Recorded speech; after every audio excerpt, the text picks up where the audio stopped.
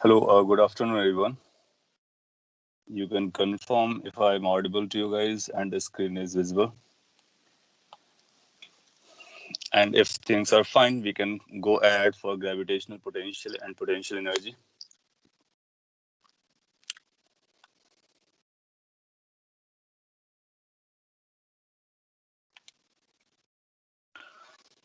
Okay, fine. So, last class में आपने gravitational potential के बारे में पढ़ा हुआ था, उसी को हम लोग आगे बढ़ाते हैं और पोटेंशियल एनर्जी भी आज पढ़ने की कोशिश करेंगे. Gravitational potential.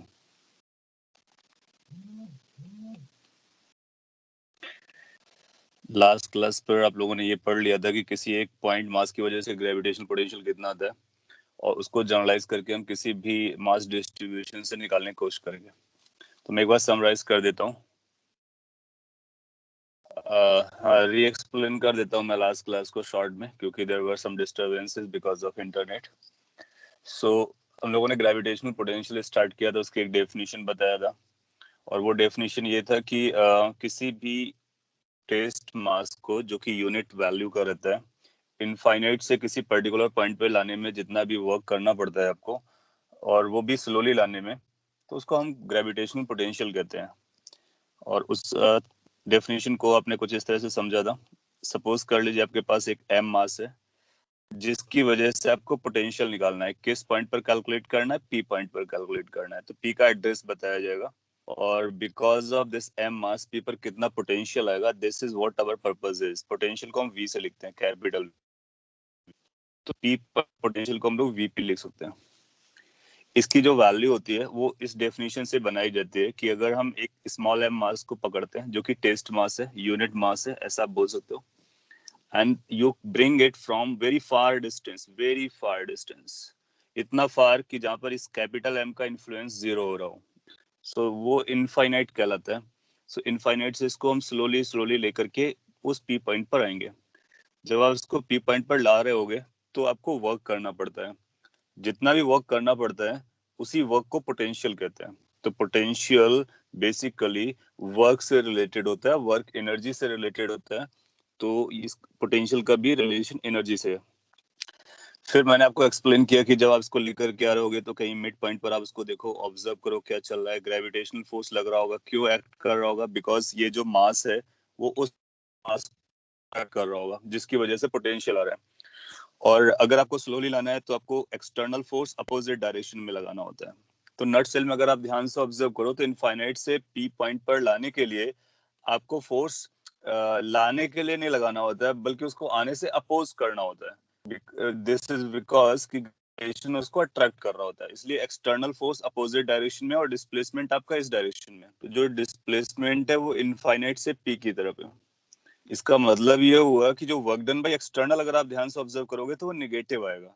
अगर work done by external negative आएगा, इसलिए पोटेंशियल निगेटिव आता है. तो डेफिनेशन क्या बनी थी? This was work done by external agency और फोर्स पर unit mass, the mass that you are bringing.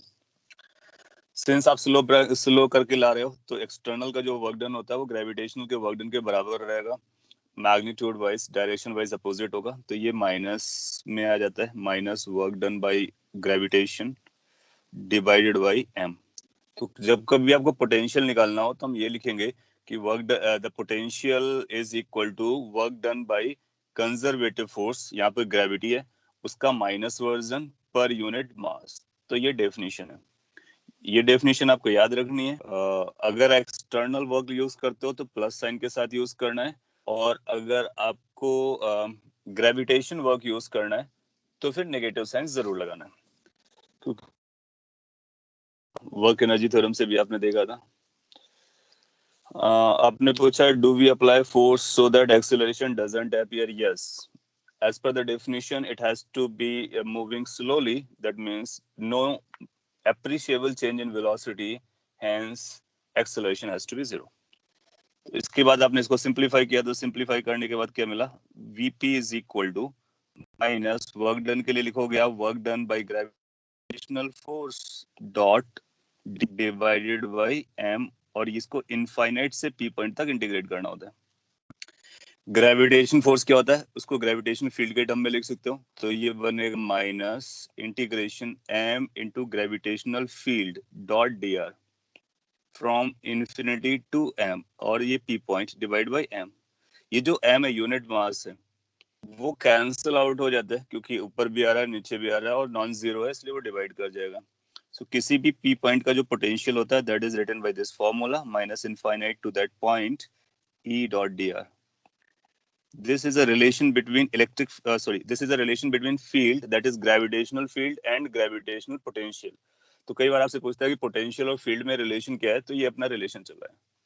अच्छा, इसमें बेसिकली हम इनफाइनाइट से पी पॉइंट तक जा रहे हैं, तो जो पोटेंशियल है वो पी पॉइंट का पोटेंशियल है। तो इसको हम जनरली इस तरह से लिख सकते हैं, और जनरलाइज फैशन में लिखना चाहें तो हम लिख सकते हैं कि V P minus V infinity is equal to minus integration infinity to P E dot D are.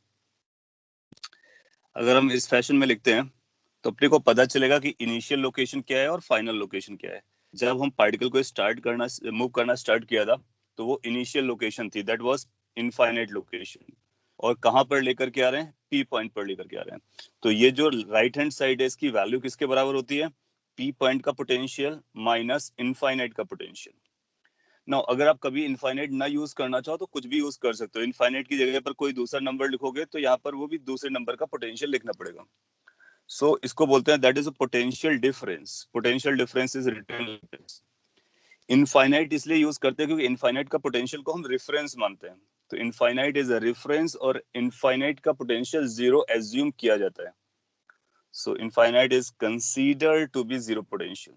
So v infinity is taken as zero. This is called reference. और ये अपना एजम्पशन है, तो इस रेफरेंस के थ्रू हम सारी बातें बताते हैं। तो वी इनफाइनाइट जीरो हो जाएगा, इसलिए वीपी डायरेक्टली बता देते हैं। सो कभी पोटेंशियल हम लोग नहीं डिफाइन करते, हमेशा हम लोग पोटेंशियल डिफरेंस डिफाइन करते हैं। और डिफरेंस निकालने के लिए आपको एक रेफरेंस चूज करना होता है। जनरली हम ऐसा रेफरेंस लेते हैं जो जीरो हो, उसके रिस्पेक्ट में हम बात करते हैं। तो इनफाइनाइट का पोटेंशियल हो गया जीरो, और इनसाइड किसी पॉइंट का लोगे तो वो नेगेटिव आएगा क्योंकि माइनस साइन आता है अल्टीमेटली। तो ग्रेविटेशनल पोटेंशियल नेगेटिव होता है। एक पॉइंट और आप याद रख सकते हो अपने थ्योरी में कि जब कभी अट्रैक्टिव फील्ड होगी, जैसे ये ग्रेविटेशन अट्रैक्टिव फोर्स होता है, अट्रैक्टिव फील्ड होती है, तो पोटेंशियल हमेशा नेगेटिव आएगा। रिपल्सिव फील्ड होगी तो पोटेंशियल हमेशा पॉजिटिव आएगा। वो आप देख सकते हो, वो यहाँ से भी समझेगा कि अट्रैक्टिव होगा तो एक्सटर्नल फोर्स आपको अपोजिट लगाना पड़ेगा, और अगर रिपल्सिव होता है तो फिर आपको external force towards P point लगाना पड़ता, तो पॉजिटिव आता। तो ये लास्ट में जो लिखा हुआ है जनरल फॉर्मूला, इसको और भी हम लोग जनरलाइज कर सकते हैं। तो अपने पास क्या फॉर्मूला बना कि कभी आपको पोटेंशियल डिफरेंस निकालना तो कैसे लिखेंगे, पोटेंशियल डिफरेंस, पोटेंशियल डिफरेंस। हाँ, आपने बोला कि ग्रेविटी हमेशा अट्रैक्ट करता है। यस, ग्रेविटी हमेशा अट्रैक्ट करता है, इसलिए ग्रेविटेशनल पोटेंशियल हमेशा नेगेटिव आएगा। और वो नेगेटिव कब बोलेंगे, जब हम रेफरेंस इन्फिनिटी को जीरो लेते हैं। तो जीरो अगर इनफाइनाइट हुआ तो फिर बाकी सारा नेगेटिव रहने वाला है। सो पोटेंशियल डिफरेंस कैसे लिखना होता है, तो जब कोई पोटेंशियल डिफरेंस लिखने की बात आएगी तो आप लिखोगे v माइनस v1, दो पॉइंट्स के बीच का potential difference is equal to integration from one point to two point e dot dr. So that's a general formula. तो किन्हीं भी दो पॉइंट्स के बीच का potential difference is going to be equal to v2 minus v1 and it has to run with 1 to 2, और एक minus बाहर रहेगा e डॉट dr। तो इससे हम पोटेंशियल डिफरेंस निकाल सकते हैं। अगर आपने वन को रेफरेंस पकड़ लिया तो इनफाइनाइट बन जाएगा, तो टू का डायरेक्ट पोटेंशियल आ जाएगा। तो ये जनरल फॉर्मूला है, इसको आप कभी भी कहीं भी कैसे भी यूज कर सकते हो। आपको एग्जाम में कैसे क्वेश्चन आएगा, ई की वैल्यू दे देगा, डी आर आपको पता करना पड़ेगा, 1 से 2 इंटीग्रेट करना पड़ेगा, पोटेंशियल डिफरेंस आप निकाल लोगे। कुछ और पॉइंट्स होते हैं वो यहाँ से हम लोग आइडेंटिफाई कर सकते हैं कि अगर हम ग्रेविटेशनल फील्ड की डायरेक्शन में जाते हैं तो पोटेंशियल डिक्रीज करता है, उसके अपोजिट जाते हैं तो पोटेंशियल इंक्रीज करता है। वो आप यहाँ से भी समझ सकते हो। इससे पहले वाली स्लाइड में इनफाइनाइट वाज व्हाट, इसकी पहले वाली स्लाइड अगर मैं आपको दिखाऊं तो इनफाइनाइट का पोटेंशियल जीरो था। ग्रेविटेशनल फील्ड कैसा रहा होगा, टूवर्ड्स मास रहता है, तो टूवर्ड्स मास ग्रेविटेशनल फील्ड रहेगा। जब आप इनफाइनाइट से मास की तरफ आते हो तो वो जीरो से नेगेटिव की तरफ जाता है, यानी डिक्रीज करता है। तो जब कभी हम फील्ड की डायरेक्शन में ट्रैवल करते हैं तो ग्रेविटेशनल पोटेंशियल डिक्रीज करता है, के अगेंस्ट चलते हैं तो ग्रेविटेशनल पोटेंशियल इंक्रीज करता है। तो वो एज एन रिजल्ट आप याद रख सकते हो। पोटेंशियल मैं शॉर्ट में लिख दे रहा हूँ, potential decreases in the direction of gravitational field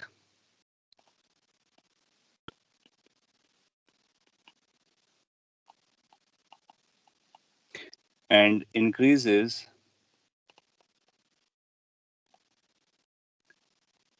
in the direction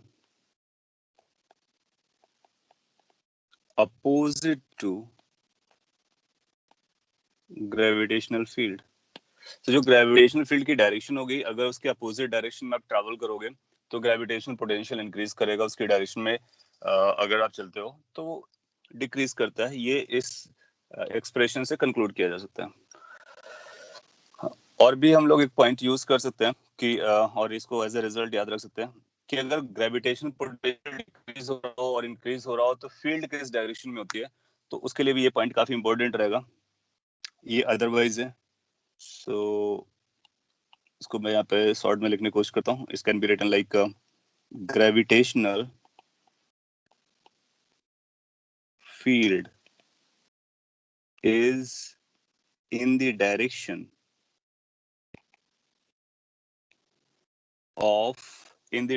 of maximum decrease in gravitational potential। बहुत इंपॉर्टेंट पॉइंट है, बहुत छोटा सा पॉइंट है, समझिए इसको। फिर अगर इशू बनता है तो मैं इसको री एक्सप्लेन करता हूँ। इसने ये बोला है कि ग्रेविटेशनल फील्ड की डायरेक्शन अगर आपको डिसाइड करना पड़े और आपको ग्रेविटेशनल पोटेंशियल का डिक्रीज और इंक्रीज पता चल जाए तो ग्रेविटेशनल फील्ड किस डायरेक्शन में होती है, उस डायरेक्शन में रहेगा जिस डायरेक्शन में मैक्सिमम डिक्रीज हो रहा होगा किसका, ग्रेविटेशनल पोटेंशियल का। सो ये जो पॉइंट है, फर्स्ट पॉइंट ये बताता है कि जब अगर आपको फील्ड की डायरेक्शन पता हो तो पोटेंशियल के बारे में कुछ कमेंट कर पाएंगे। दूसरा ये बताता है कि अगर पोटेंशियल के बारे में पता हो तो फील्ड की डायरेक्शन के बारे में हम कमेंट कर सकते हैं। ओके सो इसके बेस ये आपसे थ्योरेटिकली भी पूछा जा सकता है और इसके बेस पे क्वेश्चंस भी पूछे जा सकते हैं। न्यूमेरिकल कैसे आएंगे वो ई बताएगा, डॉट प्रोडक्ट करना होगा, इंटीग्रेशन करना होगा, डिफरेंस बता देंगे। आगे बढ़ने से पहले मैं आपका जो डाउट पॉइंट है वो मैं देख लेता हूँ। आपने बोला है since test mass is 1 unit can we consider this as work done for moving 1 to 2। हाँ सो ये वही है एग्जैक्टली। इसको हम बोलेंगे this is the work done in moving point mass और जो कि यूनिट मास है फ्रॉम 1 पोजीशन टू 2 पोजीशन, बिल्कुल कंसीडर कर सकते हैं। सो इसके बेसिस पर एक तो ये फॉर्मूला मिला जिसके बेसिस पर हम लोग ग्रेविटेशनल पोटेंशियल निकाल पाते हैं। दूसरा फॉर्मूला हम लोगों ने निकाला था लास्ट क्लास में डेरिवेशन करके कि अगर अपने पास एक पॉइंट मास है और आपको r डिस्टेंस पर एक पॉइंट p दिया गया है, p is a point, m is a mass, तो p पॉइंट का पोटेंशियल कितना होगा। सो पोटेंशियल की जो वैल्यू आती है that came out to be minus G M divide by r। This was the ultimate formula that we created last class. इसका derivation हम लोगों ने किया था, बहुत इंपॉर्टेंट फॉर्मूला है। एक पॉइंट मास की वजह से किसी r डिस्टेंस पे जो पोटेंशियल होता है वो minus G M upon r होता है। ये स्केलर क्वांटिटी है, इसको स्केलर फील्ड भी कहते हैं। ये नेगेटिव रहता है क्योंकि ग्रेविटेशनल फील्ड अट्रैक्टिव होती है, ये उसका रीजन है। अब अगर आपको कोई मास डिस्ट्रीब्यूशन दिया होगा तो भी हम इसको यूज कर सकते हैं। अगर पॉइंट मासेस होंगे तो हम लोगों ने देखा था v1 plus v2 plus v3 करते हैं। अगर कंटिन्यूअस मास होता है तो फिर क्या करेंगे, इसी को इंटीग्रेट कर देते हैं। तो जैसे कि आपको ऐसा पता हो कि अपने पास ये एक कंटिन्यूअस मास है, लेट्स से ये बॉडी है। अभी मैं लास्ट क्लास का ही मोर और लेस एक्सप्लेन कर रहा हूँ। इस पर आप एक पॉइंट मास लीजिए, उसको डीएम बोलिए। डीएम की वजह से किसी भी पॉइंट का पोटेंशियल अगर आपको निकालना है तो उसको आर पकड़िए। तो आर कैसे मेजर करेंगे, डीएम कैसे मेजर करते हैं वो मैंने यहाँ पे दिखाया है। और टोटल पोटेंशियल अगर आपको लिखना होगा तो हम लिखेंगे इंटीग्रेशन डीवी, और डीवी कितना आएगा minus G D M upon R. इसको आप इस फॉर्म में लिख सकते हो, माइनस जी, जी को आउटसाइड लिख सकते हो, डीएम अपॉन आर। बहुत छोटा सा बहुत इंपॉर्टेंट फॉर्मूला। सो पोटेंशियल निकालने के लिए आपके पास basically there are two methods. One, जो इससे पहले डिस्कस किया, अगर आपको ग्रेविटेशनल फील्ड नोन है तो उसको आप इंटीग्रेट करके ग्रेविटेशनल पोटेंशियल कैलकुलेट कर सकते हो. सेकेंड, आप इस फॉर्मूले को यूज कर सकते हो जो अभी आपने यहाँ पर लिखा है. नाउ आप देखोगे कि ये जो फॉर्मूला जो अभी आपने यहाँ पर लिखा है, this is going to be easy to handle. The reason being, क्योंकि इसके लिए आपको दो वेक्टर्स नहीं देखने हैं, इसके लिए फील्ड को नहीं देखना है, इसके लिए डॉट प्रोडक्ट परफॉर्मेंस नहीं करनी है, इसके लिए सिंपली एक डीएम लेना है और आर वेरिएबल चलेगा और इस इंटीग्रेशन को परफॉर्म करना है. लास्ट क्लास में आपने ये आंसर भी दिया था कि इसको इंटीग्रेट कहां से कहां तक करते हैं, तो इसका इंटीग्रेशन इंटायर मास डिस्ट्रीब्यूशन को करते हैं. सो ये एक सेकेंड फॉर्मूला है. मैं प्रीवियस स्लाइड दिखा देता हूँ, और इस प्रीवियस स्लाइड पे जो फॉर्मूला लिखा हुआ है डेल्टा वी का, V2 माइनस V1 जो हम लोगों ने निकाला था, V2 माइनस V1 जो कैलकुलेट किया था, ये this is another way of finding the gravitational potential. दोनों अगर आपको समझता है तो कोई भी यूज करके आप आंसर निकाल सकते हो. डिपेंडिंग अपॉन द सिचुएशन आप सेकंड को यूज कर सकते हो या फर्स्ट को भी यूज कर सकते हो. और ये दो थ्योरेटिकल पॉइंट्स मैंने एक्सप्लेन किए, उनको भी आप समझ सकते हो. नाउ इस फॉर्मूले के बारे में कुछ बोल देता हूँ जो अभी लास्ट में मैंने लिखा है. The formula which says v is equal to minus G integration dm by r. कई सारे क्वेश्चन के आंसर आप देख करके दे सकते हो. आप देखोगे जो इंटीग्रेशन है ना, इसको परफॉर्म करने के लिए आपको r के बारे में सोचना होता है. r is the distance of dm from the point p. Now कई सारे केसेस में आपको ऐसा मिलेगा कि एक मास डिस्ट्रीब्यूशन होगा, उस मास डिस्ट्रीब्यूशन से एक पॉइंट पर पोटेंशियल निकालना होगा, लेकिन सारा का सारा मास उस पॉइंट से इक्वल डिस्टेंस पर होगा. तो अगर किसी पॉइंट से सारा का सारा मास इक्वल डिस्टेंस पे लाई करता है, दैट मींस ये जो आर है, स्मॉल आर, वो कांस्टेंट हो जाएगा.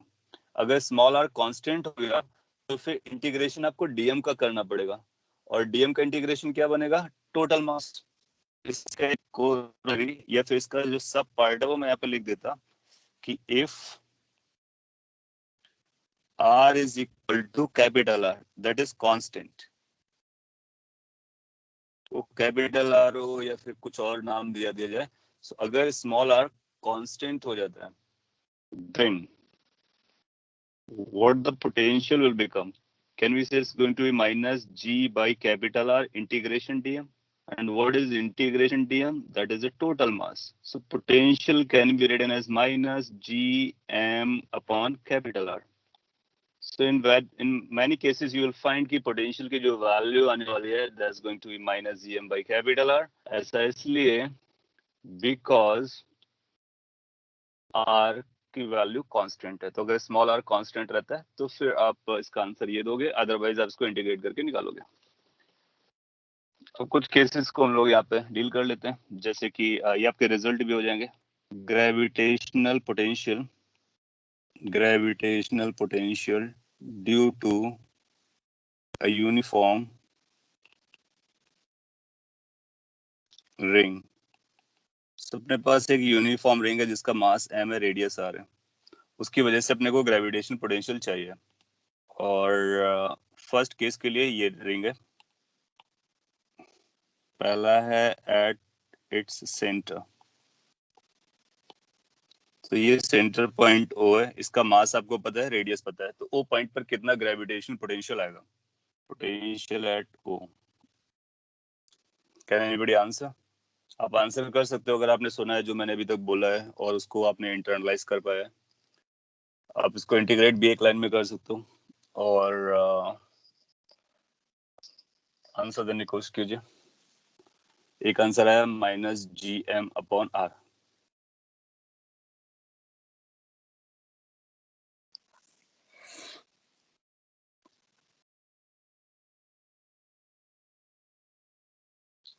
Minus Gm upon R confirm भी किया जा रहा है. यस.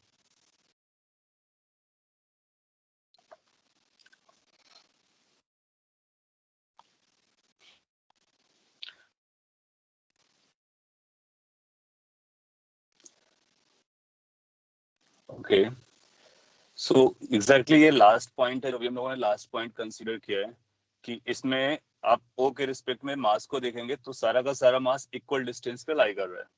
तो आप कैसे प्रोसीड करेंगे, आप एक छोटा सा डीएम लीजिए, डीएम दैट्स योर डीएम, इसकी वजह से ओ पॉइंट के लिए ज्वाइन कीजिए, इसको आर बोलिए। तो आप लिखोगे this is going to be written as minus G integration D M upon R. फिर आपको रियलाइज होगा कि जो आर की वैल्यू है वो तो आर है, कांस्टेंट है। हर मास के लिए ओ से पेरिफेरी ज्वाइन करोगे तो कैपिटल आर रहेगा। तो सिंस आपको ये पता चल गया तो आपको ये पता चलेगा वी नॉट की जो वैल्यू है वो minus G upon R outside आएगा, इंटीग्रेशन डीएम टोटल मास हो जाएगा, तो ये minus G M upon R आ जाएगा। सो अगर आपसे पूछता है कि सेंटर पर, रिंग के सेंटर पर कितना ग्रेविटेशनल पोटेंशियल होगा, तो आप इसको इस आंसर से दे सकते हो। और इसको डायरेक्टली कैसे दे सकते हो, क्योंकि रिंग पर जो भी मास लाई कर रहा है सेंटर से इक्वल डिस्टेंस पर है, तो जब कभी मास किसी पॉइंट से इक्वल डिस्टेंस पर होता है तो आंसर हमेशा minus G M by R होता है। ये हमारा इंटीग्रेशन ऐसा बोलता है। मैं थोड़ा सा ट्विस्ट करता इसी में से, if ring is non-uniform, then what will be V naught? तो O पॉइंट पर पोटेंशियल कितना आएगा अगर रिंग का जो मास डिस्ट्रीब्यूशन है वो नॉन यूनिफॉर्म है। अभी हम लोगों ने यूनिफॉर्म का केस देखा, अब नॉन यूनिफॉर्म का केस देख रहे हैं। सो उस केस में क्या आएगा, सेम आएगा या बदल जाएगा, क्या करना होगा? तो आप देखोगे कि इसका जो प्रोसेस है वो आपको डिफाइन करेगा, क्योंकि स्मॉल आर कैपिटल आर के बराबर हो गया, वो इंटीग्रेशन आपको डीएम का ही करना है। अब वो डीएम कैसे डिस्ट्रीब्यूटेड है ये बिल्कुल मैटर नहीं करने वाला है। सो यहाँ पर ये मैटर नहीं करने वाला है कि डीएम कैसे डिस्ट्रीब्यूटेड है, as long as it is at distance R it will be the same value. Great. तो हमारा आंसर अभी भी क्या रहेगा, minus G M upon R. So even though non uniform case है तब भी वही आंसर है, यूनिफॉर्म केस है तब भी वही आंसर है। ऐसा इसलिए क्योंकि ग्रेविटेशनल पोटेंशियल एक स्केलर क्वांटिटी है और उसको डायरेक्शन से मतलब नहीं रहता है। और फिर इंटीग्रेशन में डीएम रहेगा, डीएम का इंटीग्रेशन टोटल मास बनेगा। तो अगर आपका रिंग नॉन यूनिफॉर्म है तब भी वही आंसर है, यूनिफॉर्म है तब भी वही आंसर है। जबकि अगर आप फील्ड निकाल रहे होगे, ग्रेविटेशनल फील्ड, तो आप पाओगे कि ऐसा ट्रू नहीं होगा। नॉन यूनिफॉर्म केस में वो नॉन जीरो आएगा अंदर और यूनिफॉर्म केस में जीरो आता है।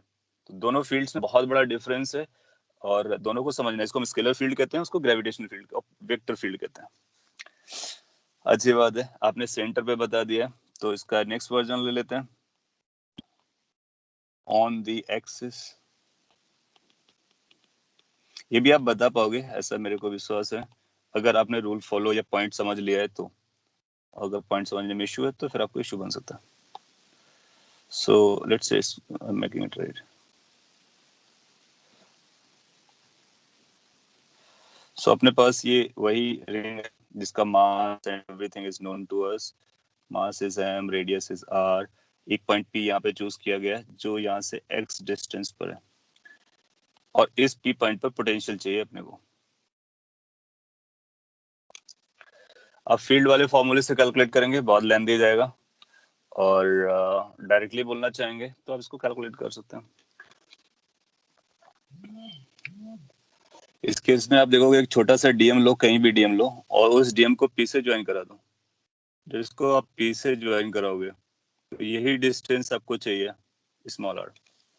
और आप देख सकते हो कि ये जो जितना भी डीएम है, जितना भी मास है, वो सारा का सारा मास इसी डिस्टेंस आर पे लोकेटेड है। तो हम लिख सकते हैं v की जो वैल्यू आएगी, v at p is going to be minus G M divide by small R use करेंगे। दैट मीन्स मास का डिस्टेंस p पॉइंट से। मैंने डायरेक्टली लिखा हुआ है, अदरवाइज आप इंटीग्रेशन करोगे स्मॉल आर बाहर आ जाएगा क्योंकि स्मॉल आर कांस्टेंट चल रहा होगा, और स्मॉल आर आउटसाइड आने के बाद फिर ये हो जाएगा। अगर आप इसको एक्स के टर्म में और कैपिटल आर के टर्म में लिखना चाह रहे हो तो ये बनेगा G M divide by under root X square plus R square.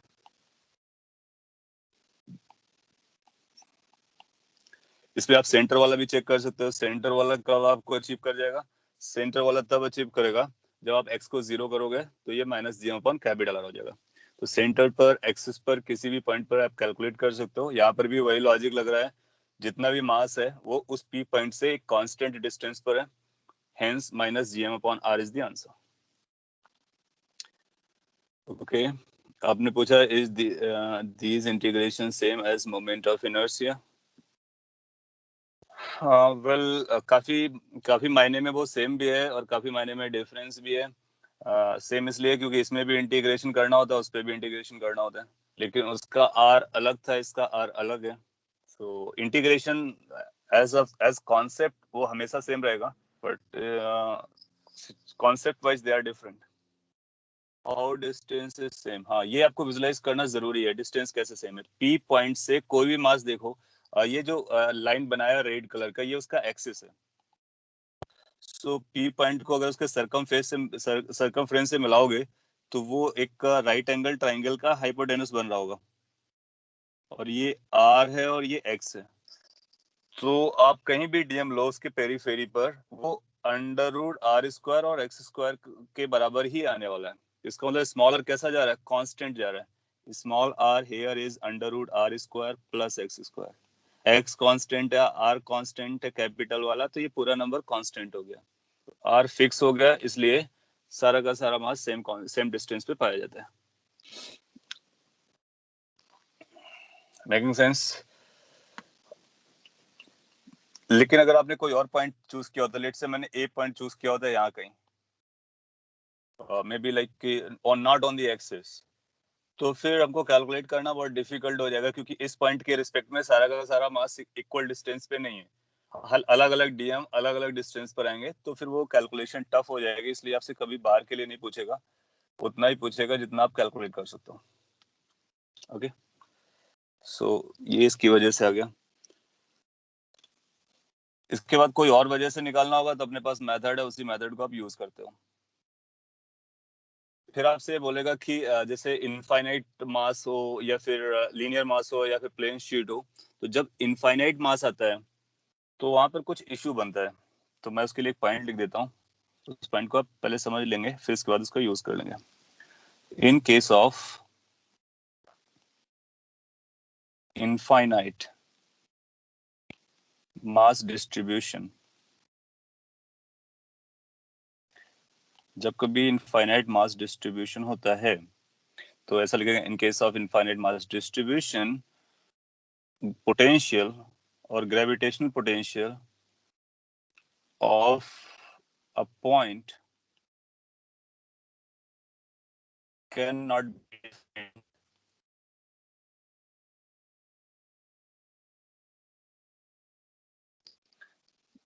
किसी एक पॉइंट का हम फिर पोटेंशियल डिफाइन नहीं कर पाते हैं। उसकी वजह क्या है कि इनफाइनाइट जिसको हम जीरो लेते थे, अब उसको हम जीरो रेफरेंस नहीं ले सकते हैं।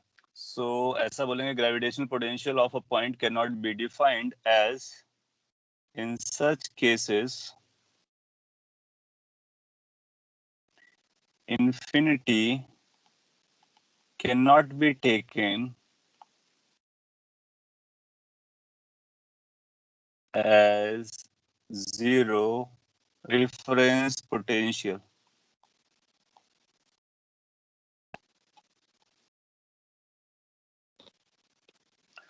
कभी इनफाइनाइट मास डिस्ट्रीब्यूशन अगर आपको दिया जाता है और आपसे बोलता है किसी पॉइंट का पोटेंशियल बताइए, तो आप बोलोगे कि we can not define the potential of any point, the reason being we can not choose the infinity as zero reference potential.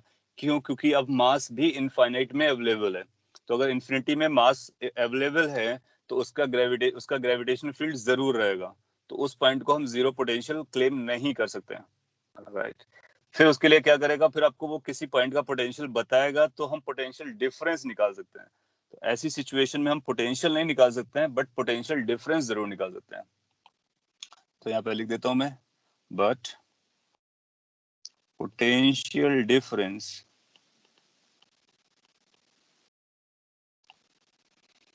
Can be calculated और can be defined. Defined word use कर देते ज्यादा अच्छा लगेगा। तो हम potential नहीं define करेंगे, बल्कि पोटेंशियल डिफरेंस डिफाइन करेंगे। कब? जब इनफाइनाइट मास डिस्ट्रीब्यूशंस होते हैं। स्क्रीन डिले, आई होप कि आपको दिख रहा होगा, थोड़ा सा डिले चल रहा है, देन यू कैन अकोमोडेट। और जो पॉइंट है वो आपको समझ में आना चाहिए, दैट्स द प्राइम कंसर्न। उसका क्या मीनिंग है that must be clear to you. जैसे लीनियर मास हो गया, फिर डिस्क वाला केस हो गया, इनफाइनाइट डिस्क का केस हो गया, तो हम इसको इस तरह से कैलकुलेट करेंगे। किस तरह से कैलकुलेट करेंगे? पोटेंशियल डिफरेंस कैलकुलेट करेंगे, पोटेंशियल कैलकुलेट नहीं करेंगे। एक एग्जांपल करा देते हैं तो जो कि फ्यूचर में काम आने वाला है। सो उसमें किस तरह से यूज करते हैं, जैसे कि लेट्स से कि आपसे बोलता है कि अपने पास एक मास है और इस मास का डेंसिटी रो है और ये लार्ज इनफाइनाइट शीट है, तो इसको हम लार्ज शीट बोल देते हैं। लार्ज, लार्ज मतलब infinite, plane sheet, plane sheet है। और आपको कुछ पॉइंट्स बताएगा, जैसे ये पॉइंट 1 है। मैं आपसे पूछता हूँ, आपने जितना अभी तक पढ़ा उसके बेसिस पर आपको आंसर करना है, फिर मैं आपको एक्सप्लेनेशन देता हूँ। पॉइंट 2 है और कुछ ये पॉइंट 3 है। So these are some points I am considering. इनकी डिस्टेंसेस के लिए आप ऐसा बोल सकते हो कि यहाँ से यहाँ तक का जो डिस्टेंस है वो r1 है, यहाँ से यहाँ तक का डिस्टेंस है दैट इज r2, और from here to here that is distance which is r3। r2 और r3 का जो वैल्यू है वो बराबर दिया जा रहा है, पिक्चर से क्लियर हो रहा। 2 और 3 एक ही वर्टिकल लाइन पे दिखाया जा रहा है, r1 इधर है। पहला क्वेश्चन आपसे ये हो सकता है कि अगर ये फील्ड्स को हम इनके पोटेंशियल को v1 v2 v3 बोलते हैं, सो v1 और v2 को क्या हम कंपेयर कर सकते हैं? सो ऐसा बोलेगा कि कंपेयर v1 एंड v2।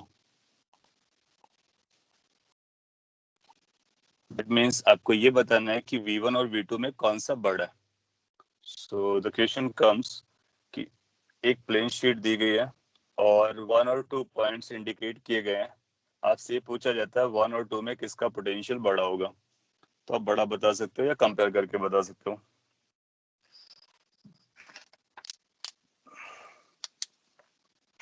तो एक आंसर आ रहा है v1 is greater then v2, that means v1 बड़ा है।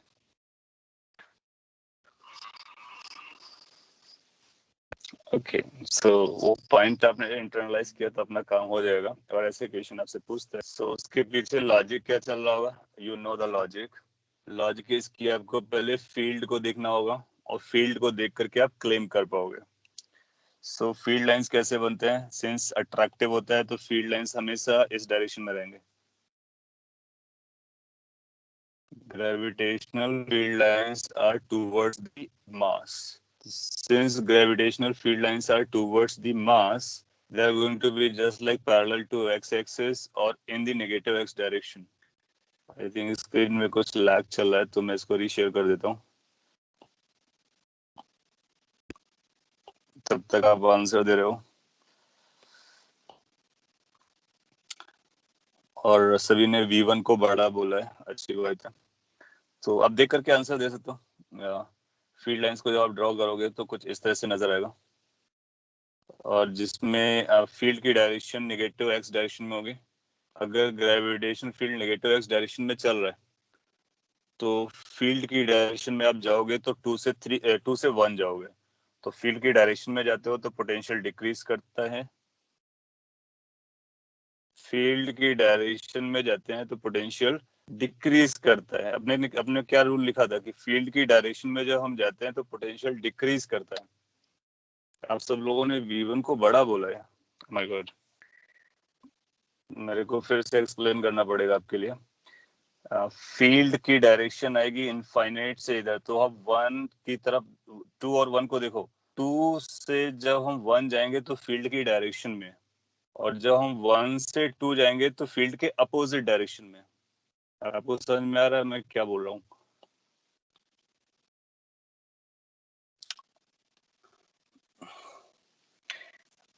मैं फिर से बोलता हूँ, ध्यान दीजिए। In case we are moving from 2 to 1, then we are moving in the direction of field. और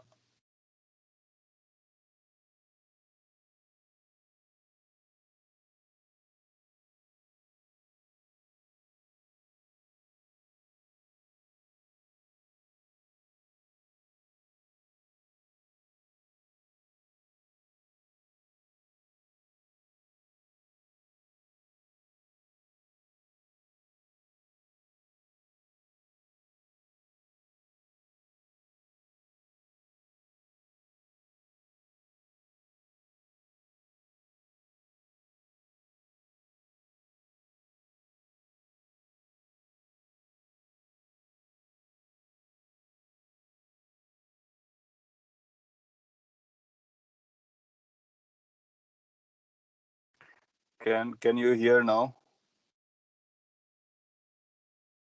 Am I audible to you guys? Hello? Hello? Can you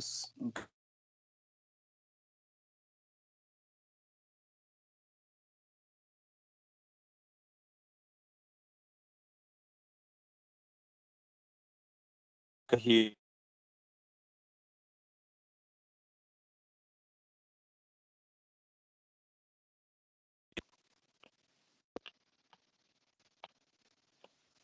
तो अगर आपको स्क्रीन अभी दिख रहा है तो हम लोग उसको कैरी कर सकते हैं.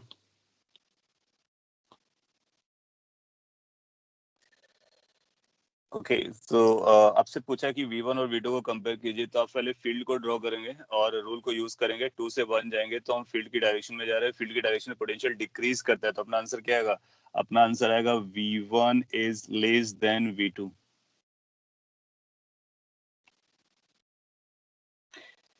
ये आपको समझा? तो फिर हम लोग आगे बढ़ते हैं. अगर इस पे भी डाउट है तो फिर मैं आपको री एक्सप्लेन करता हूँ. V1 should be less than V2. V2 should be more. The rule, as per the rule of field opposite to the field potential increases. Field को मैंने यहाँ पे ड्रॉ किया हुआ है. आपने लिखा but the formula of V is minus GM by R, so V will be inversely proportional to R. Okay, मैं समझा कि आप लोगों ने आंसर ऐसा क्यों दिया. जब हम V equal to minus G M by R use करते हैं, ध्यान से समझिए इस पॉइंट को. V equal to minus G M by R use करते हैं तो वो केवल पॉइंट मास के लिए होता है. That is only for point mass. So minus gm by r is not true for all masses. It is true for point mass. It came out to be same in case of ring, but it's not same for all the masses. तो हर मास के लिए हमको अलग अलग calculate करना पड़ता है. तो यहाँ पर इसके बारे में अपने को पता नहीं है, तो अपने को कैलकुलेट करना है. इसके इनफाइनाइटली लार्ज है तो हम पोटेंशियल किसी पॉइंट का डिफाइन नहीं कर सकते हैं, लेकिन कंपेयर जरूर कर सकते हैं. कंपेयर करने का मतलब पोटेंशियल डिफरेंस पता कर सकते हैं. और पोटेंशियल डिफरेंस को पता करने के लिए आपको फील्ड की डायरेक्शन निकालनी पड़ेगी, ग्रेविटेशनल फील्ड की डायरेक्शन. और वो आप जानते हो, that is always towards the mass. और आपने ये भी देखा था कि प्लेन शीट के लिए वो यूनिफॉर्म भी होती है. सो आपने फील्ड की डायरेक्शन बनाया, फिर देखा जो पॉइंट कंपेयर करने हैं वो फील्ड की डायरेक्शन में जा रहे हैं या उसके अपोजिट जा रहे हैं, फिर उसके अकॉर्डिंग अपना रूल यूज करना है. अगर हम एक पॉइंट से दूसरे पॉइंट में फील्ड की डायरेक्शन में जा रहे हैं तो हम बोलेंगे कि पोटेंशियल डिक्रीज कर रहा है, और अपोजिट जा रहे हैं फील्ड के तो पोटेंशियल इंक्रीज कर रहा है. बहुत अच्छा क्वेश्चन, एग्जाम में दिखा भी है. अच्छा, जब हम लोग कंपेयर करते हैं तो टोटल पोटेंशियल कैलकुलेट करते हैं. मैग्नीट्यूड और डायरेक्शन जैसा कुछ होता नहीं, इसका डायरेक्शन नहीं होता है. पोटेंशियल के पास कोई डायरेक्शन नहीं होता है, तो जो भी है उसका मैग्नीट्यूड ही है, यानी वो नेगेटिव होता है. नेगेटिव के हिसाब से कंपेयर करेंगे. अगर वो आपसे मॉड लगा करके पूछता है तो फिर उसका मैग्नीट्यूड निकालोगे, फिर कंपेयर करोगे. तो ये V1 और V2 एब्सोल्यूट टर्म्स में कंपेयर हो रहे हैं. दैट मींस उनका साइन भी काउंटेड है. आपने लिखा if we consider value without negative sign. हाँ, वो फिर आपसे पूछेगा कि क्या कंसीडर करना है. अगर आपसे कुछ भी नहीं बोलता है, that means you need to consider in totality. That means with minus sign. तभी तो हम इनफाइनाइट को जीरो बोलते हैं और अंदर वाले किसी पॉइंट्स को नेगेटिव बोलते हैं. यानी अंदर पोटेंशियल कम होता है, इनफाइनाइट का पोटेंशियल सबसे ज्यादा होता है. सो सबसे ज्यादा इज जीरो. ग्रेविटेशनल पोटेंशियल की जो सबसे बड़ी वैल्यू है दैट इज जीरो, बाकी सारी वैल्यू छोटी वैल्यू है. So we need to compare with the sign together. Okay, इसके बाद अब आपसे दूसरा क्वेश्चन मैं पूछता हूँ. ये मैं आपको डायरेक्टली बता भी सकता था, आप अपना दिमाग लगा रहे हो, गलतियां कर रहे हो, सही कर रहे हो, तो उससे आपको समझ में आ रहा है. अब आपसे कहता है कंपेयर कीजिए V2 एंड V3 को. और मैं इसके लिए ऑप्शन दे देता हूँ आपको. पहला ऑप्शन है V2 is greater than V3. Second option है V2 is equal to V3. Third option है V2 is less than V3. Fourth option और डी ऑप्शन है एनी ऑफ देम.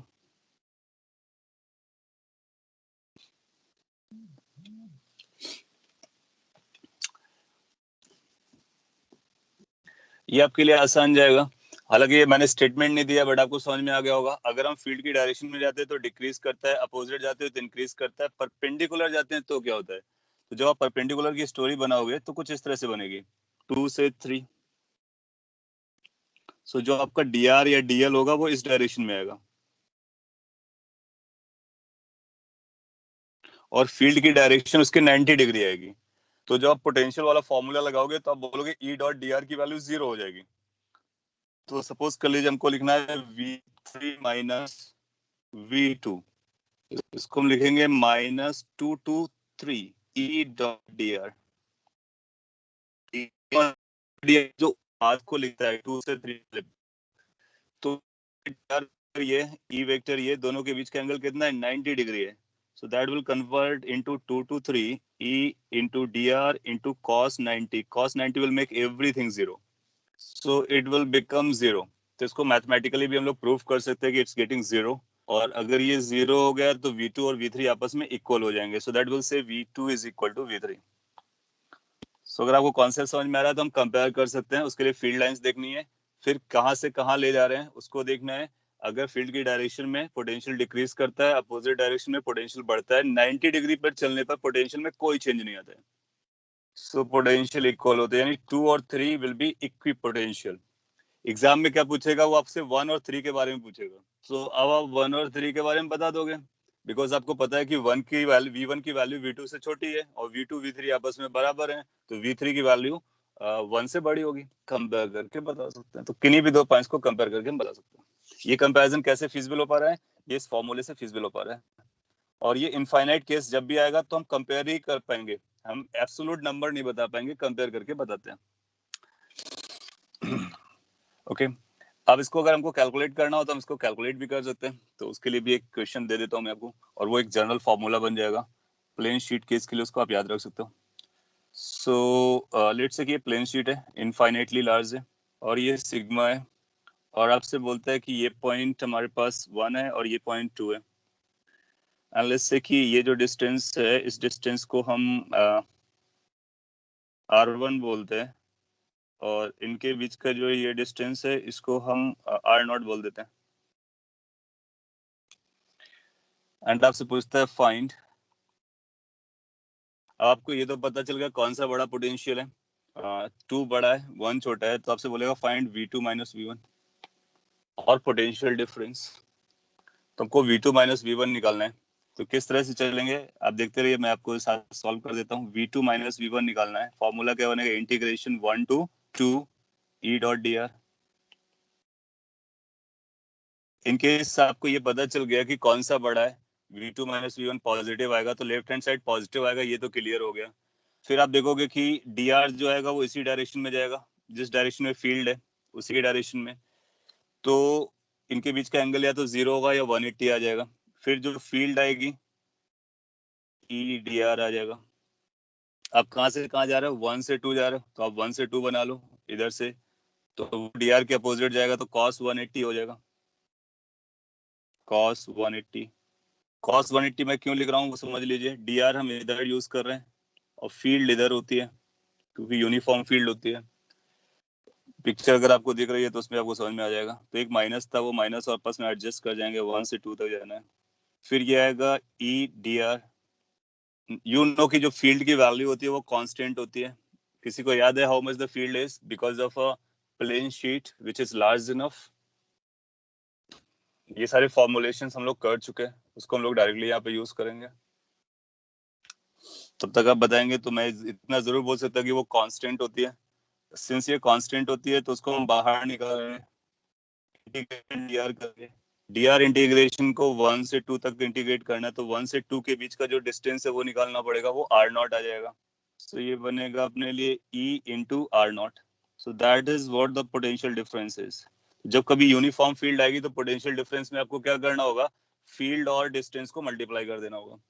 और पहले ये डिसाइड कर लो कौन सा बड़ा है, सो दैट हम पॉजिटिव ही लिखें। ई की वैल्यू आप में से कुछ लोगों ने अभी बताया, तो ई की वैल्यू आपकी थी 2 pi sigma ji, I think इतना ही था ना, 2 पाई सिग्मा जी। हाँ सो ये इसकी जो वैल्यू रहती है इसको यहाँ पे सब्स्टिट्यूट कर दोगे तो ये बनेगा 2 पाई सिग्मा जी, ये फील्ड हो गया, इंटू आर नॉट, ये पोटेंशियल डिफरेंस हो गया। तो आपको ये भी पता चल गया कि कितने से पोटेंशियल बढ़ा है। ये R1 मैटर नहीं कर रहा है, क्या मैटर करता है, दो पॉइंट्स के बीच का डिस्टेंस कितना चल रहा है वो मैटर करता है। सो पॉइंट इज कि जब कभी आपको इनफाइनाइट शीट बोलेगा तो फिर आपके लिए ई यूनिफॉर्म होगा। आंसर क्या बन जाएगा, ई इंटू द गैप। बहुत इंपॉर्टेंट फॉर्मूला है, डायरेक्टली आप इसको याद रख सकते हो। प्लेन शीट केस में अगर ये वायर होता है तो फिर ई वेरिएबल आती है, क्योंकि ई 2 जी लैम्डा अपॉन आर आता है, तो उसका इंटीग्रेशन करना होता है तो ln में आ जाता है। तो ln वाला केस भी आप अपने पास बना करके याद रख सकते हो। ओके, सो ये सिग्मा वाला केस हो गया। हालांकि वो आप कर सकते हो, बट मैं आपके लिए कर देता हूँ ताकि वो रिजल्ट हो जाएगा आपके लिए। और ये इनफाइनाइटली लॉन्ग वायर है, अब देता है 1 2।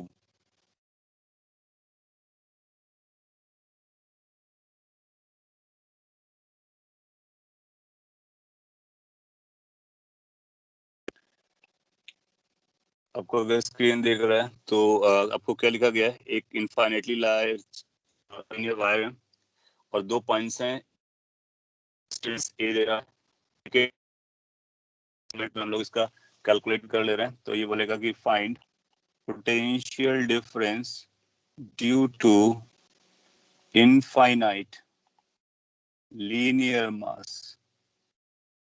सिंस ये इनफाइनाइट इसलिए पोटेंशियल नहीं पूछेगा, पोटेंशियल डिफरेंस पूछेगा। अब आप क्या बता पाओगे 1 और 2 में किसका पोटेंशियल ज्यादा होगा, 1 का या 2 का? Which will have a high potential? Compare तो कर ही सकते हैं।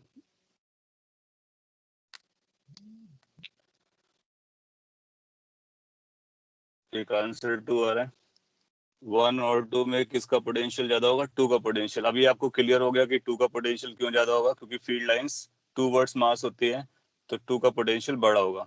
ग्रेट। तो आप लिखोगे V2 माइनस V1, ये जाएगा इंटीग्रेशन 1 से 2 E डॉट डी आर लिखोगे। फिर इसको आगे बढ़ाते हैं, माइनस 1 का मतलब हुआ A, 2 का मतलब हुआ B, A से B तक जा रहा है।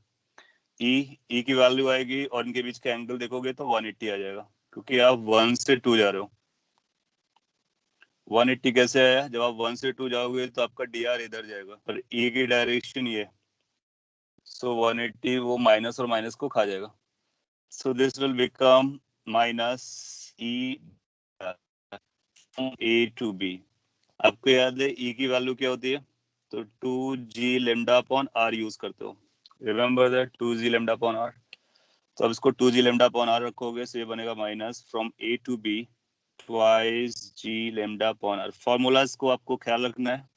और ये माइनस डिसअपियर हो गया था, क्योंकि वो 180 वाला माइनस 180 वाला और ये माइनस आपस में एडजस्ट कर जाएंगे, तो ये प्लस हो जाएगा। इसके बाद 2g लेमडा बाहर आ जाएगा आउटसाइड, ये 1 अपॉन आर डी आर हो जाएगा from A to B. You remember कि 1 अपॉन आर का इंटीग्रेशन कितना होता है, या 1 अपॉन एक्स का ln x होता है। तो this will be twice g lambda into ln r, और इसकी लिमिट जाएगी from A to B. Then you know कि क्या करना है, so you can finally write it as it's going to be equal to twice g lambda ln b by a। सो कभी potential difference infinite wire की वजह से पूछता है तो आप इस फॉर्मूले को याद रखिए, V2 माइनस V1। तो पहले ये डिसाइड कीजिए किसका बड़ा, कौन सा पोटेंशियल बड़ा है, फिर उसकी मैग्नीट्यूड लिख लीजिए ट्वाइस जी लेमडा, फिर ln और फिर b बाई a। कई बार एग्जाम में उसने पोटेंशियल डिफरेंस पूछा है, तो आप ये सारा इंटीग्रेशन बिल्कुल नहीं करने वाले हैं। You just remember this as a result, और इस रिजल्ट में a और b क्या है उसको ख्याल रखो, और वो a देगा b देगा, से आंसर पूछ लेगा, आप दोनों को देख करके आंसर दे सकते हो। बहुत इंपॉर्टेंट रिजल्ट है, और मैंने उसका डेरिवेशन भी कर दिया है। डेरिवेशन करना उतना टफ नहीं है, उसके अकॉर्डिंग अपना आंसर दे पा रहे हैं। ओके, अब तब तक लिखिए, अब मैं आपके डाउट्स पढ़ देता हूँ। आपने लिखा है negative sign accounts for opposite direction, then why use cos 180 again as -1। वो नेगेटिव साइन फॉर्मूले में आया था, जो बाहर नेगेटिव साइन लगा होता है ये फॉर्मूले में आया है, और इसके बाद हम ई लिखते हैं, डी आर लिखते हैं, उनका डॉट प्रोडक्ट करते हैं, तो अगर उनके बीच का एंगल 0 आएगा तो 0 लिखेंगे, 180 आएगा तो 180 लिखेंगे। यहाँ पर हमने ई का डायरेक्शन ड्रॉ किया, आर का डायरेक्शन ड्रॉ किया। They are coming in opposite directions. Since they are coming opposite direction, that's why we are writing 180 degree. अगर आप लिख रहे होते v1 माइनस v2, तो v1 माइनस v2 का मतलब आप 2 से 1 आ रहे होते, तो dr हमारा यहाँ पर आता ई की डायरेक्शन में, तो हम उसको cos 0 लिखते हैं। cos 0 लिखते तो फिर एक माइनस साइन रिटेन हो जाता, तो वो फाइनली हमको बता रहा होता है कि हमारा आंसर क्या आने वाला है। तो ये जो फॉर्मूला है वो माइनस अपने साथ लेके चलता है, फिर आपको वेक्टर्स देखना पड़ता है, उनकी डायरेक्शन देखनी पड़ती है, उनका डॉट निकालना पड़ता है। अब देखो ये v2 माइनस v1 जो आया है वो कैसा आया, पॉजिटिव, क्योंकि 2 positive, g positive, lambda positive, ln b by a positive आने वाला है। अगर आपने v1 माइनस v2 लिखा होता तो फिर यहाँ पर ऑटोमेटिकली एक माइनस साइन आ जाता, फाइनल आंसर में एक माइनस साइन आ जाता। इसलिए अपने को साइन का ध्यान देना है और फॉर्मूले का भी ध्यान देना है।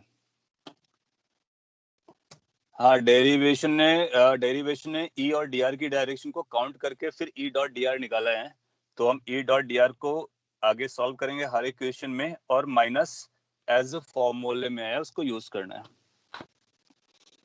सो डेरिवेशन में हमने अकाउंट किया था ई डॉट डी आर, ई और डी आर को, और उसको एक जनरलाइज फैशन में ड्राइव कर दिया है। अब हर केस में जो ई और डी आर के बीच के एंगल्स चल रहे होंगे उनको वॉच करना पड़ेगा। ओके, आपने पूछा है कि लास्ट स्लाइड को दिखाइए, तो ये लास्ट स्लाइड है, देख लीजिए, दोनों फॉर्मूला आपके सामने है। अगर ये समझता है तो हम आपको नेक्स्ट फॉर्मूले की तरफ ले जाते हैं, फिर पोटेंशियल एनर्जी के बारे में बात करते हैं। ये सारे फॉर्मूलाज अपने आप में एक क्वेश्चन है, और उनको आपको याद भी रखना है। इसके बाद आपसे पूछेगा पोटेंशियल ऑफ शेल और इसके स्फीयर्स के बारे में, तो उसके बारे में लिख लेते हैं, gravitational potential of uniform spherical shell.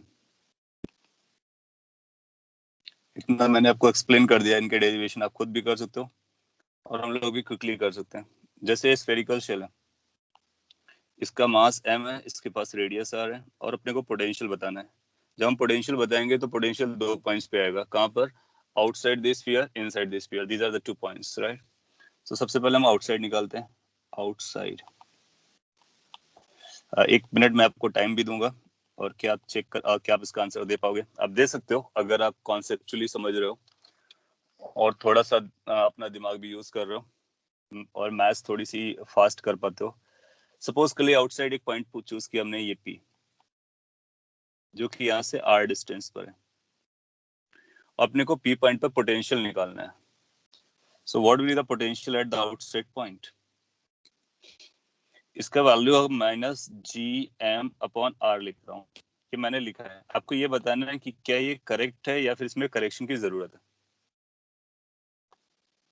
Outside एक पॉइंट P चूज किया गया है, and at that point we are interested in finding out the gravitational potential because of this spherical shell which is uniform. If someone claims that answer is minus gm by r, what your reaction is going to be, whether it's correct or it needs correction?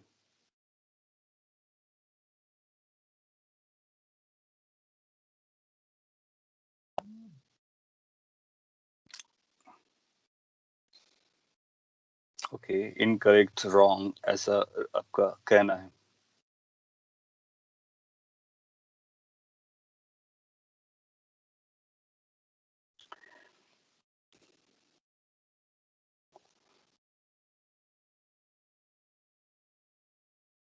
R is not constant. Okay, it's wrong. That's what you are saying.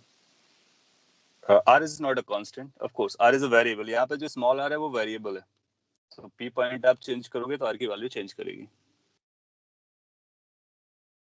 हाँ, यहाँ पर हम लोगों ने R को variable लिया हुआ है, स्मॉल r को वेरिएबल लिया हुआ है, और हमने अपने आंसर जो आपको सजेस्ट किया उसमें स्मॉल r नीचे रखा है, कैपिटल R नहीं। Small r is a variable. Okay, आपने इसको रॉन्ग क्लेम किया है। चलिए चेक करते हैं क्या क्या रॉन्ग है या फिर ये राइट है। कैसे पोटेंशियल निकालोगे P पॉइंट का? तो आप बेसिक डेफिनेशन पे आओगे कि P पॉइंट का जो पोटेंशियल है, मैं इसको इरेज कर देता हूँ और फिर चेक कर लेंगे फाइनली। तो P पॉइंट का पोटेंशियल क्या आएगा? इन्फिनिटी से लेकर के P पॉइंट तक आपको E डॉट डी आर करना है, isn't it?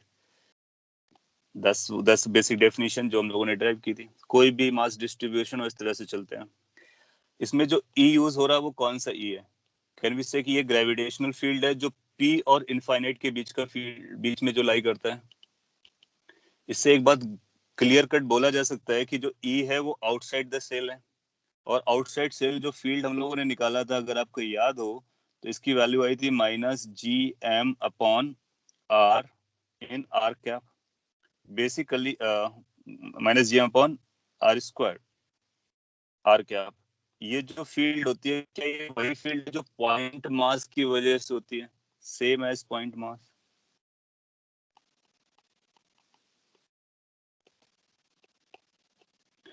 So outside field is exactly same as the point mass. और हम लोगों ने पॉइंट मास का कैलकुलेशन तो ऑलरेडी कर रखा है कि जब पॉइंट मास होता है तो पोटेंशियल कितना आता है। इसका मतलब हम ये क्लेम कर सकते हैं कि पी पॉइंट में जो भी पोटेंशियल आएगा वो एग्जैक्टली वही आएगा जो एक पॉइंट मास की वजह से आता है। क्यों? क्योंकि पी से इनफाइनाइट तक की फील्ड का रिक्वायरमेंट होता है, और पी से इनफाइनाइट तक की फील्ड वही है जो पॉइंट मास की है। फॉर्मूला वही रहता है, इस करना पड़ेगा, फिर लिमिट्स लगानी पड़ेंगी, फिर इंटीग्रेशन करना पड़ेगा। अगर आप सब कुछ वही करोगे तो आंसर भी वही आएगा जो पॉइंट मास के केस में आया था। और what was the formula for a point मास? तो अगर एक पॉइंट मास इसके सेंटर पे रखा होता तो आर डिस्टेंस पे जो पोटेंशियल आता है, that potential comes out to be -GM/R. So that was the formula of point mass. It's going to be exactly same as that of the point mass. आपको explanation में है। मैंने calculation को bypass कर दिया है क्योंकि सेम कैलकुलेशन हम लोग ऑलरेडी कर चुके हैं पॉइंट मास केस में। लास्ट लेक्चर में इसी फील्ड को रखा था, आप चाहे तो इस फील्ड को इस पे रखिए, डीआर को रखिए और फिर इंटीग्रेट कीजिए, आपका रिजल्ट यही आएगा। So this is coming same as that of the point mass. Since it is working like a point mass, everything goes similar, hence answer has to be the same value. इसमें ये जो answer आ रहा है उस logic से नहीं आ रहा है कि जिसमें हम आर को कांस्टेंट डील करते थे, लेकिन एक दूसरे लॉजिक से हम इस आंसर को जस्टिफाई कर पा रहे हैं। और या फिर आप ऐसा बोलो कि हम इसको प्रॉपर कैलकुलेशन करके जस्टिफाई कर पा रहे हैं। सो स्फेरिकल शेल के आउटसाइड जो फील्ड आती है उसका भी फॉर्मूला -GM/R के बराबर आता है।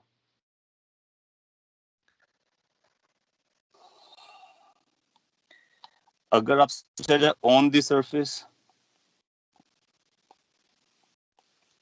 मैंने वो आपसे थोड़ा ज्यादा एक्सपेक्ट कर लिया था, बट स्टिल अगर आपको एक्सप्लेनेशन समझ में आया है तो जमता है। ऑन द सरफेस आप पूछेंगे तो अभी इसी को इंटीग्रेशन, जो पी आपने स्मॉल आर यूज किया था तो स्मॉल आर की बजाय उसको कैपिटल आर यूज कर दोगे, तो उसके लिए आपको स्मॉल आर की जगह क्या लिख देना होगा? Capital R.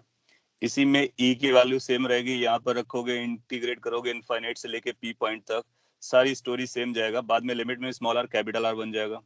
तो जो पोटेंशियल आएगा वो पोटेंशियल बनेगा -GM/कैपिटल are.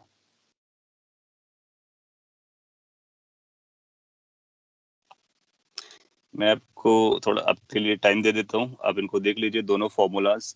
Outside the spherical shell, on the spherical shell, दोनों के फॉर्मूलाज का डेरिवेशन क्या आपको समझ में आ रहा है? डेरिवेशन के लिए मैंने स्टेप्स को जंप कर दिया है, और ये स्टेप्स हम जो ऑलरेडी रिपीट कर चुके हैं बस उसी को बोरो कर रहे हैं, और फाइनल रिजल्ट को क्लेम कर रहे हैं।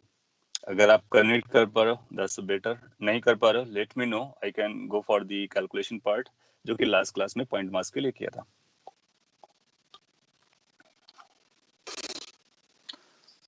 अगर आपको आउटसाइड और सरफेस वाला समझ में आता है तो हम इनसाइड का भी डेरिवेशन इमीडिएटली कर सकते हैं, और हमको इनसाइड आउटसाइड सरफेस तीनों पॉइंट पर पता चल जाएगा।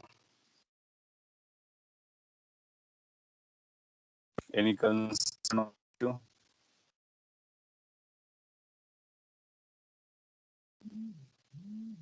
I don't know what you have written. आपने लिखा but we can't define E on the surface. Yeah, we can't define E on the surface. So just outside तक डिफाइन करें as per the definition। आप छोटे मास को कहाँ से लेके आएंगे? इनफाइनाइट से ऑन द सरफेस तक लेके आएंगे। तो इससे एक और पॉइंट आपको समझ में आता है कि अगर हम फील्ड डिफाइन नहीं कर पाते किसी पॉइंट पर तो पोटेंशियल जरूर डिफाइन कर सकते हैं। पोटेंशियल जरूर डिफाइन कर सकते हैं। We can't define field exactly on the surface shell. हाँ, तो फील्ड देखो क्या होता है ना, ये जो फील्ड है वो किसी एक पॉइंट की नहीं होती है। ये ये पॉइंट समझना आपके लिए काफी इंपॉर्टेंट है। जब हम पोटेंशियल कैलकुलेट करते हैं तो फील्ड किसी एक पॉइंट की नहीं लेते हैं, फील्ड इनफाइनाइट से लेकर के उस पॉइंट तक की लेते हैं। तो अगर किसी एक दो पॉइंट पे फील्ड गायब है बीच में तो चलता है ना, बाकी सारी फील्ड अवेलेबल है, उसकी वजह से पोटेंशियल आएगा। क्योंकि डेफिनेशन क्या बोलता है, इनफाइनाइट से उस पॉइंट तक लाना है। तो कंक्लूड कर लीजिए कि सरफेस पर हम फील्ड डिफाइन नहीं कर सकते हैं, लेकिन सरफेस पे हम पोटेंशियल कैलकुलेट कर सकते हैं। बिकॉज पोटेंशियल कैलकुलेट करने के लिए केवल सरफेस की फील्ड ही नहीं बल्कि इंटायर आउटसाइड की फील्ड की भी जरूरत पड़ती है। तो जिस जो डिफाइंड है उससे उसका कैलकुलेशन हो जाता है। लोग और भी इस पर और भी क्वेश्चन फ्रेम करेंगे और हम इनसाइड के बारे में बात कर देते हैं। इनसाइड का मतलब वो केस होगा जब आर की वैल्यू कैपिटल आर से छोटी हो जाएगी। इसके लिए मैं अलग से फिगर ड्रॉ कर दे रहा हूँ। लेट्स से कि आप किसी इनसाइड पॉइंट पर पोटेंशियल निकालना चाहते हो जो कि पी पॉइंट अब यहाँ पर लाई कर रहा है, आर डिस्टेंस पर है। सो अपना आइडिया क्या होगा कि आपको इनफाइनाइट से पी पॉइंट तक लाना है, तभी पोटेंशियल निकाल पाओगे। तो मैथमेटिक्स को देखिए, potential of P point is going to be equal to minus from infinite से P E dot D R, यही अपना रूल है। अब आप यहाँ पर इनफाइनाइट से अगर किसी पॉइंट को लेके आ रहे हो तो आउटसाइड फील्ड कितना होता है वो आपको पता है। आउटसाइड फील्ड होता है this G M upon R square, G M upon R square in minus R cap direction. लेकिन आप इनसाइड, तो how much the field inside is, do you remember what is the field inside a spherical shell?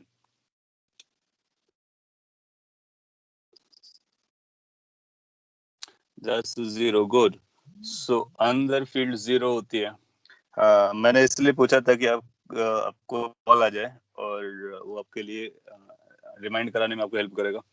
तो inside zero होती है। Integration के rule होते हैं कि अगर आप इनफाइनाइट से पी तक आ रहे हो तो उसको पार्ट्स में डिवाइड कर सकते हो, क्योंकि फील्ड की वैल्यू बदल रही है। तो जो सरफेस वाला पॉइंट है उसका नाम लेट से हम ए दे देते हैं। तो उसको दो पार्ट में इंटीग्रेट करेंगे, one infinite to A then A to P. क्योंकि इनफाइनाइट से ए तक फील्ड की डेफिनेशन अलग चलती है और ए से आप पी पॉइंट तक फील्ड की डेफिनेशन डिफरेंट है, इसलिए हम इसको दो पार्ट में डिवाइड कर दे रहे हैं। सो इसी इंटीग्रेशन को टू पार्ट्स में डिवाइड करेंगे। माइनस को आप बाहर लगा लीजिए। Integration from infinity to A point E dot D R and plus integration from A to P E dot D are.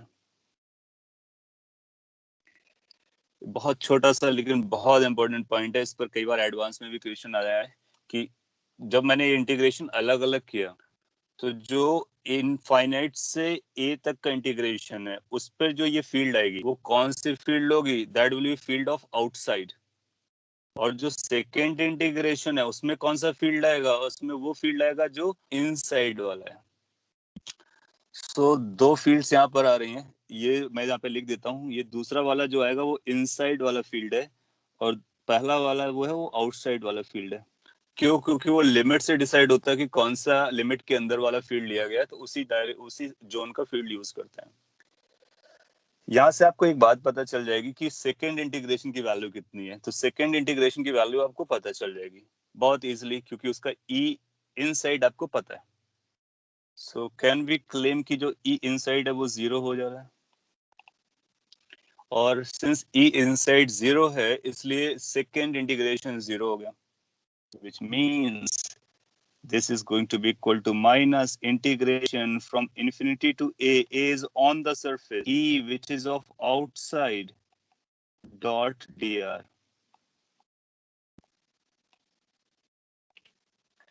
क्या ये वही लिखा हुआ कि this is the amount of work done to bring the particle from infinity to the surface? Basically ये surface के potential के बराबर है। This is equal to gravitational potential of the surface और ऑन द सरफेस। थोड़ी देर पहले हम लोगों ने सरफेस का पोटेंशियल निकाला था और उसकी वैल्यू अपने को याद है। सो इनसाइड किसी भी पॉइंट पर अगर आप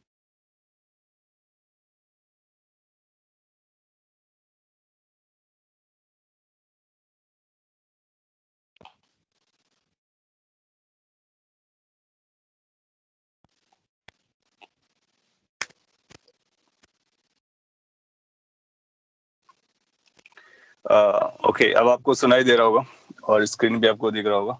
सो फाइनल फॉर्मूला हमने यहाँ पे लिखा है, यू शुड कॉपी इट, कि आउटसाइड फील्ड कितना होता है, इनसाइड कितना होता है, सरफेस पे कितना होता है। बहुत इंपॉर्टेंट रिजल्ट्स हैं और इनके डेरिवेशन में जो इंटीग्रेशंस इन्वॉल्व है वो भी बहुत इंपॉर्टेंट है। और इस पे जो भी आपके डाउट्स आ रहे हैं सारे आप पूछ सकते हो, मैं आपको बताता हूँ, एक्सप्लेन करता हूँ। In case you have got it, अपना पर्पस हो जाता है। और every year there's one or two questions coming based on these potential and field.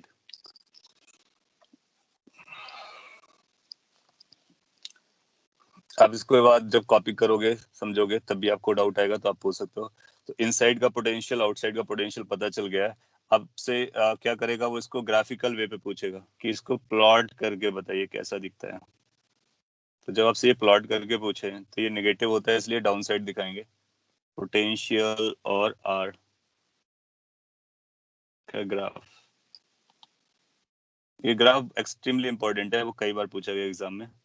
तो अपने को क्या करना होता है, एक तो जीरो वाला पॉइंट देखना होता है और दूसरा सरफेस वाला पॉइंट देखना होता है। चार ऑप्शन देगा, बोलेगा बताइए कौन सा ऑप्शन करेक्ट जा रहा है। तो क्या इसको हम ड्रॉ कर सकते हैं? ड्रॉ कर सकते देगा कि इनसाइड कैसा है, कांस्टेंट है, सरफेस तक ये कांस्टेंट रहता है और नेगेटिव रहता है। तो हम नेगेटिव और कांस्टेंट ड्रॉ करेंगे, नेगेटिव एंड कांस्टेंट। तो सरफेस पर जाएगा -gm/r और इनसाइड भी रहेगा -gm/r और सेंटर पर रहेगा -gm/r। वो मैंने अभी ड्रॉ कर दिया वरना मैं आपको ऑप्शन दे देता। सो चलिए नेक्स्ट वाले में मैं ऑप्शंस दे दूंगा। इस पर इनसाइड का कांस्टेंट -gm/r हो गया। इसके बाद ये वन, उसके बाद आउटसाइड कैसा जा रहा था, आउटसाइड जा रहा था 1/r। नेगेटिव है लेकिन 1/r है, तो नेगेटिव 1/r में हाइपरबोलिक होगा, रेक्टेंगुलर हाइपरबोलिक, और इस तरह से इनफाइनाइट पे जाने के बाद टच करेगा।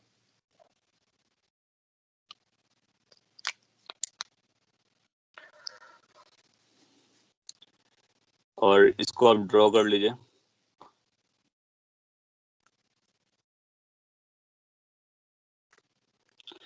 अब मैं आपसे एक क्वेश्चन पूछ लेता हूँ ऑप्शन दे करके, जो कि इसी से रिलेटेड है। और फिर सॉलिड स्फीयर का आपको होमवर्क दे देता हूँ। सॉलिड स्फीयर में आप आउटसाइड इनसाइड निकालोगे, उसके बाद कैलकुलेट करोगे। उसके बाद नेक्स्ट क्लास में हम लोग उसको कंप्लीट कर लेंगे, तो फिर अपने पास पोटेंशियल कैलकुलेशन कंप्लीट हो जाएगा। सो मैं आपको एग्जांपल देता हूँ और एक क्वेश्चन देता हूँ बेसिकली, और एग्जाम में ये आ भी चुका है सिमिलर टाइप का, और एग्जैक्टली यही। तो कुछ वैसा ही मैं आपको बोलता। ऐसा बोल सकता है कि इन ग्रेविटेशन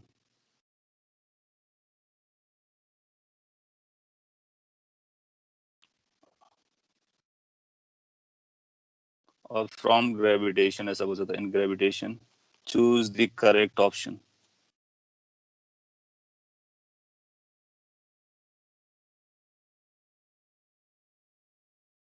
ऑप्शंस जो भी है वो चलेगा। मैं आपको कुछ 4 ऑप्शंस देता हूँ, आपको आंसर देना है।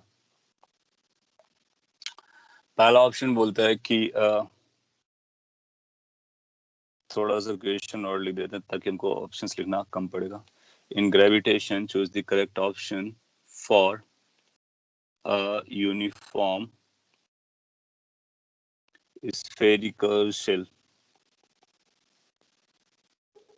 तो अपने पास एक यूनिफॉर्म स्फेरिकल शेल है और उसके बारे में कुछ आपको बताना है। पहला ऑप्शन बोलता है E versus R is continuous while, और एंड लगा देते हैं, and V versus R is discontinuous।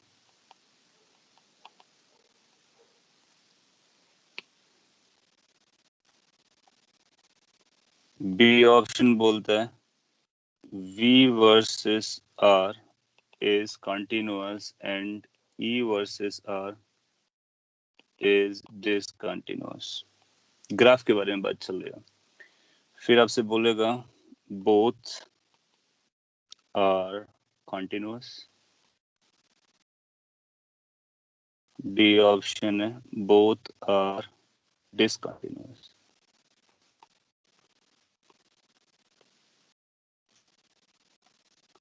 Spelling सही कर लेना, both are discontinuous, both are continuous, इस तरह के ऑप्शंस आपको दे सकते हैं। तो ग्राफ से रिलेटेड स्टोरी है, ग्राफ आपने देखा हुआ है और फिर आप आंसर कर सकते हो।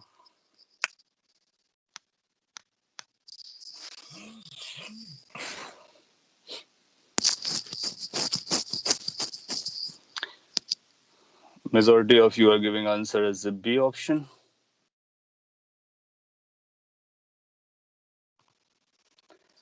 So that's obvious, right? अभी अपने उसका V versus R देखा, that's V versus R. E versus R graph आपको ऑलरेडी बताया गया है, वो आपको कुछ प्रीवियस क्लासेस में कहीं दिखाया गया होगा। उन दोनों को कंपेयर कर सकते हो, ये कंटिन्यूअस है और दूसरा डिसकंटिन्यूअस था, आपने देखा तो वो जंप कर गया था, सरफेस पे हम लोग डिफाइन नहीं कर पा रहे थे। तो E वर्सेस R डिसकंटिन्यूअस होता है, जबकि V वर्सेस R कंटिन्यूअस होता है, इसलिए हम आंसर कौन सा लगाएंगे, बी ऑप्शन को मार्क कर देंगे। मैथ्स में आपको और आगे बताया जाएगा कि कंटिन्यूअस और डिफरेंशिएबिलिटी एक टर्म होता है जिसको कहते हैं डिफरेंशिएबिलिटी। तो जो क्वेश्चन आया था उसने बोला था डिफरेंशिएबिलिटी के बारे में भी पूछ लिया था। तो जो डिसकंटिन्यूअस होते हैं वो डिफरेंशिएबल नहीं होते हैं, तो डिफरेंशिएबल होने के लिए कंटिन्यूअस होना जरूरी होता है, राइट। एक तो ये पॉइंट का यूज करना होता है। फिर दूसरा कि अगर कोई शार्प पीक आती है, जैसे कि इस वाले एग्जांपल को देखो, इस पर जहां पर ये कैपिटल आ रहे हैं, प्रीवियस ग्राफ को देखो, तो ये शार्प आ रहा है, एज आ रहा है, कॉर्नर आ रहा है। जब भी कॉर्नर आता है तो वहां पे हम टेंजेंट ड्रॉ नहीं कर पाते हैं, टेंजेंट ड्रॉ नहीं कर पाते तो वो डिफरेंशिएबल नहीं होता है। ये मैथ्स में आपको और डिटेल में बताया जाएगा, तो फिर हम बाद में इसको यूज कर लेंगे। लेकिन एक पॉइंट तो एटलीस्ट याद रख सकते हो कि डिफरेंशिएबल होने के लिए कंटिन्यूअस होना बहुत जरूरी है, कंपलसरी कंडीशन है। सो आप बोलोगे कि ना तो E वर्सेस R डिफरेंशिएबल है, ना ही V वर्सेस R डिफरेंशिएबल है। क्यों? क्योंकि E वर्सेस R कंटिन्यूअस नहीं है, इसलिए डिफरेंशिएबल नहीं है। और V वर्सेस R में शार्प पीक आ रही है या शार्प टर्न आ रहा है या फिर एज आ रहा है, इस वजह से V वर्सेस R भी नॉन डिफरेंशिएबल है। तो कई बार हम मैथ्स की लैंग्वेज को भी यूज कर लेते हैं। अब मैं आपको एक होमवर्क दे देता हूँ, इसके बाद उसको हम लोग नेक्स्ट क्लास में कंप्लीट करेंगे होमवर्क, और ये आपसे एक्सपेक्टेड है कि आप पता करेंगे, जिससे कि आप करीबी ये इसको समझ भी जाएंगे और फॉर्मूला भी कैलकुलेट कर लेंगे। अपने पास सॉलिड स्फीयर है जो कि यूनिफॉर्म है, उसका मास m दिया गया, रेडियस r दिया गया, यूनिफॉर्म है, अंडरस्टूड है अनटिल अनलेस बोला जाए, और अपने को पोटेंशियल चाहिए। Find expression for potential, gravitational potential, inside, outside, on the surface, all the 3 location पे चाहिए। तो आप आउटसाइड निकालिए, इनसाइड निकालिए, सरफेस पे निकालिए, फिर उनको हम लोग नेक्स्ट क्लास में चेक करते हैं। तो फिर ये ग्रेविटेशनल पोटेंशियल काफी डिटेल में हो जाता है, और इसके बाद पोटेंशियल एनर्जी अब नेक्स्ट क्लास का पार्ट बन जाएगा। ओके, सो आज के लिए इतना ही रखते हैं, काफी टाइम हो गया। और इसको आप अच्छे से नोट बना करके समझ लीजिए। जो भी डाउट आता है वो ग्रुप पे या फिर नेक्स्ट क्लास पे पूछ सकते हो। कोई क्विक डाउट हो आप जरूर पूछ सकते हो, otherwise that's all for the day.